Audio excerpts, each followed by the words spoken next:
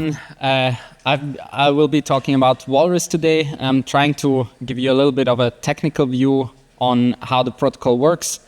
15 minutes is probably not enough time to go really deep, but I hope it will give you a little bit of a better understanding of how the system works. So let's start with the goals of the system as we kind of developed the protocol and designed how everything works. So the main goal and the core of Walrus is that it is a decentralized Byzantine fault-tolerant storage for large blobs. So what does this mean? So decentralized, of course, means that we don't just want to rely on some centralized entity anywhere. Then Byzantine fault tolerance means that the system should be secure even if parts of the participants, in particular in Walrus, the storage nodes, behave arbitrarily. So they might be malicious, they might crash, and we don't want to rely on all the nodes being online all the time, of course. And then finally, large blobs. This sort of a blob is an unstructured piece of data, and we designed Walrus initially for large blobs, so megabytes to gigabytes. We've now noticed that a lot of the use also uses smaller blobs, so this is something that we're working on optimizing this a little bit. But ultimately, the idea is to store large pieces of data. Now, of course, as in any system, this should be efficient. For Walrus, this means we want to be efficient for the writes and the reads. But of course, also we want to have a low overhead in terms of storage. I'll get to this a bit more later. But overall, everything, of course, should be as efficient as possible. And then we want to have verifiable availability as well. So a user that uploads data to Walrus should be able to later prove that this data is available. So we want to have a point in time after which we can say, okay, this is something that a third party can verify that a certain piece of data is available on Walrus and can rely on this. And then last but not least, all of this should be possible in an evolving storage committee. So we don't want to have a system where we have some static committee that needs to be fixed for all eternity, but we want to have a system that evolves over time, and namely it evolves over time based on proof of stake. So users should be able to stake with different storage nodes to then select the committee that is responsible for storing the data. There are also some non-objectives of the system, and this is something that I find quite important because this is often somewhat misunderstood. So Walrus is not a CDN. Walrus is not designed to make data available very close to clients everywhere. Walrus is really a fundamental storage layer. And then on top of that, we can have a CDN that then makes sure that this data is available quickly all over the world, but Walrus itself is sort of the fundamental layer where the data is actually stored. Walrus is also not a database. Now that means that Walrus, as I mentioned before, is there to store blobs. So we don't have structured data on Walrus, and Walrus is not designed to handle a lot of updates of small pieces of data. So we don't have any table updates, things like this. Walrus is really just you write data, you read data. That's what Walrus offers. And then, and this is quite important, Walrus, or one of the design goals in Walrus was to not rely or not to need to re-implement a lot of the consensus and execution. So we don't want to have a lot of coordination where the storage nodes need to communicate a lot with each other and send around messages to make sure that they're all on the same page about what is stored, because we already have a system that does this very well. Namely, we have Sui, and we can use smart contracts on Sui to coordinate the work between the storage nodes. And then finally, and this is something that, especially in the beginning when we started working on this, a lot of people misunderstood a little bit. Walrus does not provide encryption by itself. So everything that's stored on Walrus is public data. However, you can put encryption on top of Walrus, either by encrypting data client-side, or you can use something like Seal, where you then have a distributed key management system, and you can derive the keys based on the access control that Seal gives you. Now, if we compare Walrus to blockchains, specifically now here Sui, but this also holds for other blockchains in terms of what we kind of do for the storage. One of the core differences is that on Sui and other blockchains, all of the data that we actually store, so the Sui objects, they're fully replicated across all validators. Whereas in Walrus, we erasure code the data, which means that we kind of split it up into chunks, do some computation on top of it, create new chunks to make sure that if a subset of the storage nodes respond with the data that they store, we're able to recover the full data.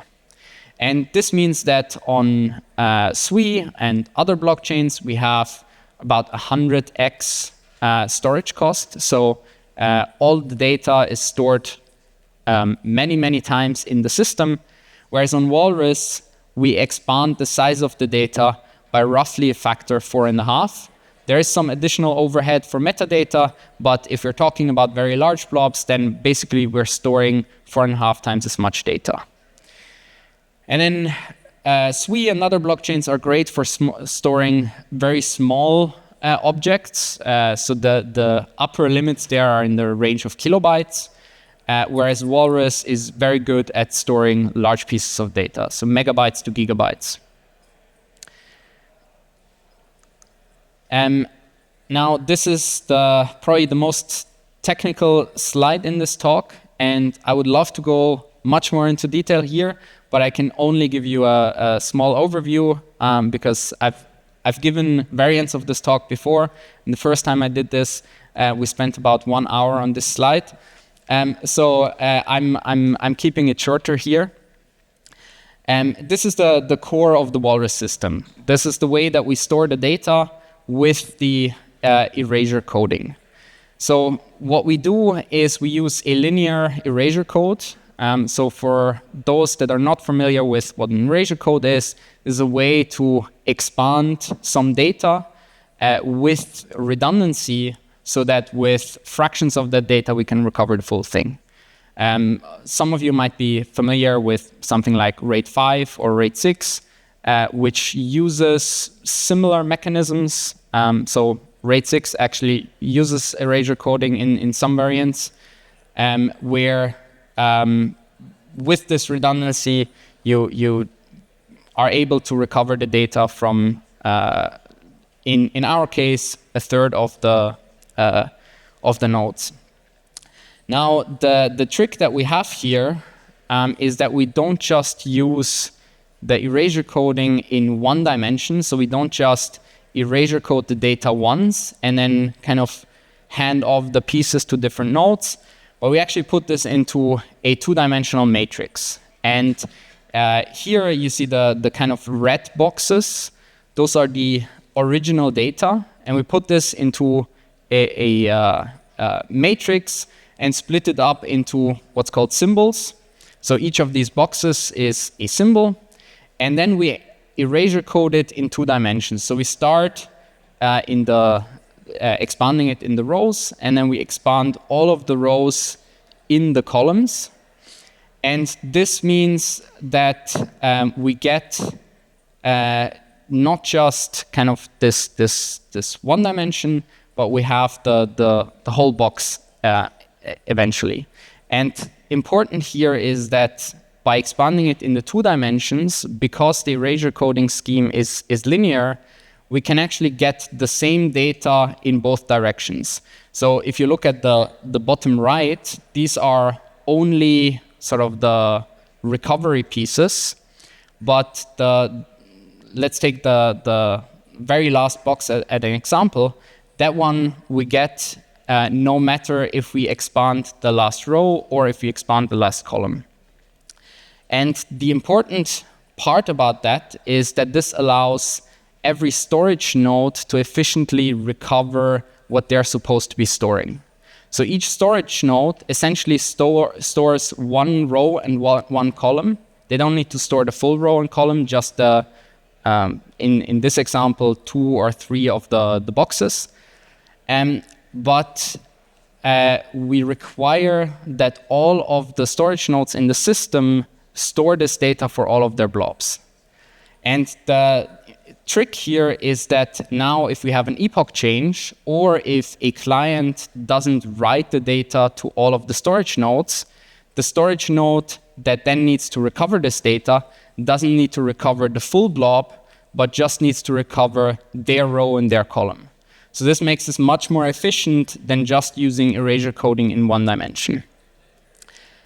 If you're hearing this for the first time, this probably sounds very, very complex, but the bottom line here is essentially that in order to recover the data on a single storage node, we don't need to recover data in the size of the data in the whole system, but only in the size that that storage node is supposed to be storing.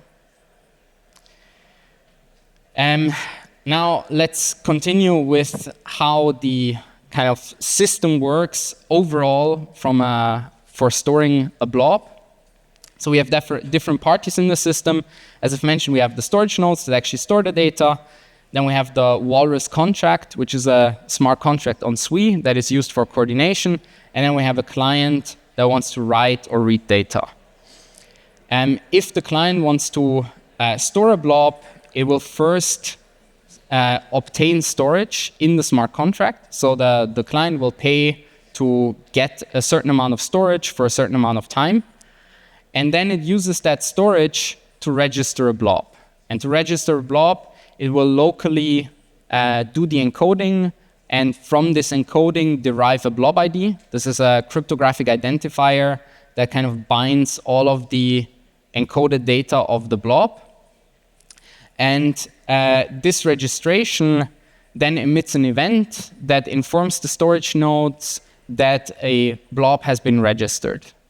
The storage nodes at that point are then open to actually receiving the data. So before that point in time, if a client just wants to send data to a storage node, they will reject it. Once they receive this event, then they accept the data from the client. So the client sends the encoded data to the storage nodes. And again, this is a different piece of data for every storage node. And in response to that, we'll receive signatures from the storage nodes. These signatures are then aggregated into a certificate, and this certificate proves that a sufficient number of storage nodes actually store the data. This certificate is sent again to the contract on chain, and that will again emit an event to inform the storage nodes that the blob has been stored. And from that point onwards, we can prove that the blob is available. So this guarantees that the blob is available in the system. Now you see that I've left one of the storage nodes out on the side here, and we assume here that that storage node didn't receive any data from the client. So now this storage node is required to recover the data for this blob, which we can do using the efficient encoding that I mentioned on the previous slide. So that storage node then requests small pieces of data from the other storage nodes to just recover what they're supposed to be storing.